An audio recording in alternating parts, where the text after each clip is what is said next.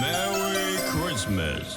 අපේ නාදියන් මනිකගේ ෆස් ක්‍රිස්මස් එක ලස්සන කරන්න ඩෙකෝ සිලෙක් කරන්න එන්න අපිත් එක්ක චුටි පැටිය වෙනුවෙන් ශොපිං ආවට අම්මිට ඉතින් මෙතන තියෙන ඔක්කොම ගෙදර අරන් යන්න ඕනේ වෙනවනේ.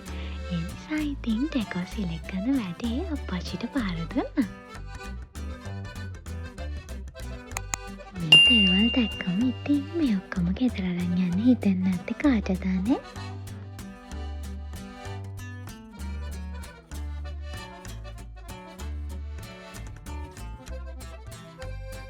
අපේ චුටි පැටියගේ සයිස් එකටම හරියන්න චූටිම චූටි ක්‍රිස්මස් ට්‍රී එකක් තමයි මුලින්ම ගත්තේ.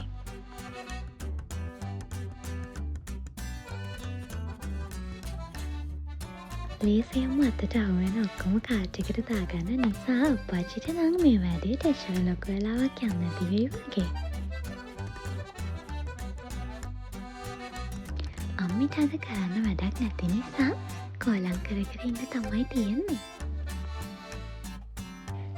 ටීම් එකකට ඩෙකෝ සිලෙක්ට් කරගන්න ප්ලෑන් එකක් තියාගෙන ආවත් අප්පච්චිට නම් ප්ලෑන් ඔක්කොම අමතක වෙලා එයාට ආස හැමදේම එකතු කරගන්නවා වගේ. චූටි පැටියගේ නත්තල පාටින් හැද කරන්න මෙන්න මේ දේවල් ටික ඇති කියලා හිතුන නිසා ඉතින් මේ ටිකත් අරගෙන අපි ඉක්මනටම ගෙදර යන්න තමයි හදන්නේ. එහෙනම් ඉතින් අදට ගිහින් එන්නම්. අයියෝ තාපොටින් අදගත්ම දේ අමතක වෙනවනේ මට. ඔයාලා හැමෝටම සුබම සුබ නත්තලක් වේවා.